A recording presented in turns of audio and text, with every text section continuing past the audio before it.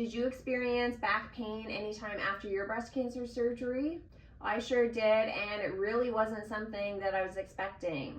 This video covers 3 things that helped me reduce my back pain after my double mastectomy and reconstruction surgery, and I know some of these things will help you too. Hi America, I'm a breast cancer thriver and a chiropractor. When does the pain typically start? Some women will experience this right after surgery like I did, while others it can be a bit more delayed, many days or weeks later. These are the 3 things that helped me the most to address this pain, so try these out. The first strategy was walking. This was my go-to. After my double mastectomy, I started walking, or more like pacing, in my condo the evening of my mastectomy, as I was quite uncomfortable, like I said, with that pain. I was moving pretty slow, but it did feel really good just to be moving my body back and forth.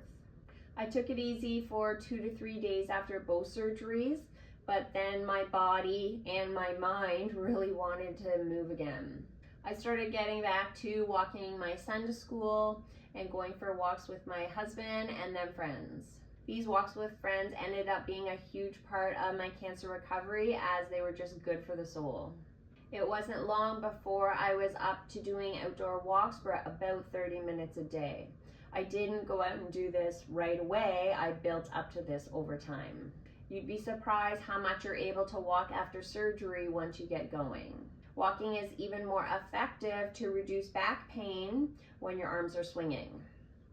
There's a normal back and forth motion of the pelvis with the shoulders that happens when you're swinging your arms. And this helps with normal movement of your spine. Try to avoid wearing a purse or anything that's one-sided, as this often reduces the swinging of your arms, especially on one side.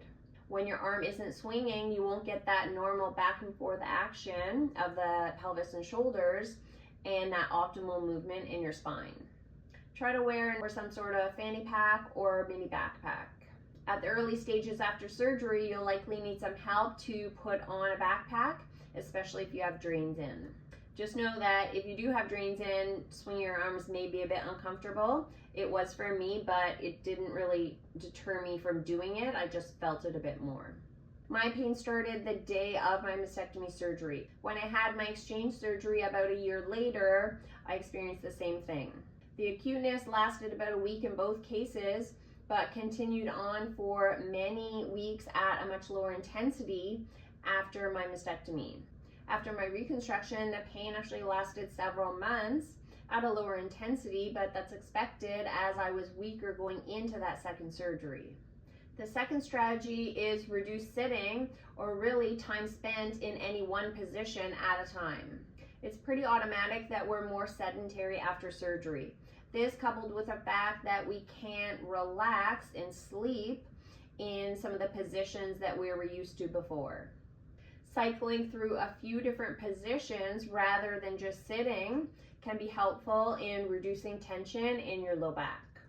This is something that's important after surgery, but also just in general. Here are some options. Lying on your back. This can be done with a pillow under your knees or just lying flat without a pillow. Sitting or lying on an incline with pillows. This was quite comfortable for me, and I used this position a lot when I was watching TV or on a screen. Sitting on an incline rather than being completely upright tends to not aggravate backs as much. Standing. This can be done at a computer or a kitchen counter. This doesn't need to be done for a long period of time, just enough time to break up your sitting. Side lying. This position only applies if you don't have drains. Lying on your side can be more comfortable with a pillow between your knees. On your stomach with pillows. This was my favorite position and a game changer with reducing back pain. I started off with 3 pillows and then would drape myself over them while resting on my forearms. My chest, or at the time tissue expanders, would be just in front of the pillow, so it wouldn't be resting on them. Even if you had flat closure, you would still be in that same position because you wouldn't want to be resting on your incisions. I started this position about 3 weeks after both surgeries, and I still actually use this position pretty frequently if I'm on my laptop or another screen, as it's pretty comfortable. The only difference now is that I use 1 or 2 pillows rather than 3. The third strategy is core exercises. If you have back pain, you don't just want to strengthen your back, you want to try to strengthen the muscles surrounding your back, in the front, on the sides, and the back. These exercises should be relatively pain-free and shouldn't aggravate your back at all. If an exercise does, you can skip it and try it again in a week or 2. Here are a few exercises to try. For a dead bug, start lying on your back with your hips and knees at 90 degrees. Slowly lower one leg down about a half to 3/4 of the way down, and then return to the start position. You can alternate your legs for this exercise. It's not necessary to touch your foot all the way to the ground, especially if you are experiencing low back pain. The focus of this exercise is on your abdominal muscles, so this is where you want to feel it. If you're finding this exercise too easy over time, you can add in your arms, moving them opposite to your legs. The next exercise, glute bridge, is also done on the floor. While pushing your feet into the floor, raise your hips up until you form a straight line from your shoulders to your knees. The focus of this exercise is strengthening your glute muscles or your butt. So you want to try to think about squeezing these muscles on the way up. With a standing back extension, start by placing your hands on the base of your low back. Lean your weight back by simultaneously shifting your hips forward, and then return to an upright position and repeat. This exercise moves your back into extension, which helps offset the forward position of sitting. Hinging is an important movement for helping to maintain a healthy back. The simplest way to start is by sliding your hands down your thighs. Next, you could try using a broomstick at home, where the stick would slide up and down the front of your thighs. If you already do deadlifts at the gym, this is the same movement.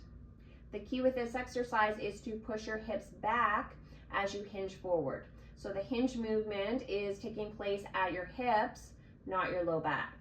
This exercise activates a number of muscles, including your low back, your glutes, and your hamstrings, and also your lats in the upper body. Try to incorporate this way of moving, so hinging, with doing everyday things, like if you were picking something off the ground or if you were putting something away really low down on a shelf.